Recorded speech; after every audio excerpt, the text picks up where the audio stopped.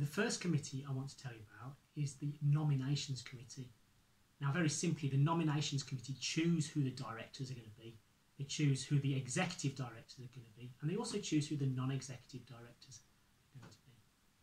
Now, the chair is actually allowed to chair the committee. So, in our example, Mr. R is chairing the committee.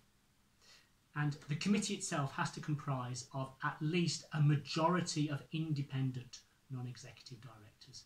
So again, Katie, remember, is an independent non-executive. So too are Danny and Seamus. And I'm going to put on Rachel as a non-executive director, even though she's not independent, on this nominations committee.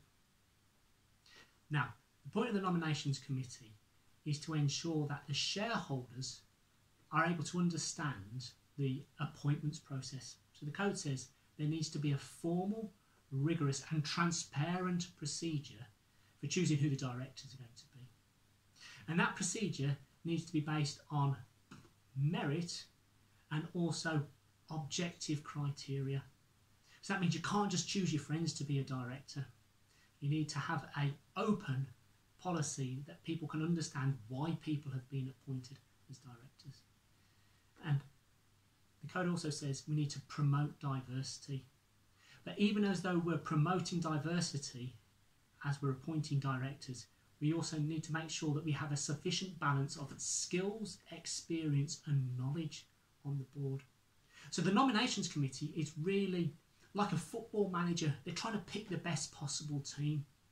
So really, it is quite possibly the most important committee on the board. Now, the Nominations Committee is closely linked to the third section of the UK Corporate Governance Code, which is called Composition, Succession and Evaluation. And you can read more about that if you want to find out more about the Nominations Committee.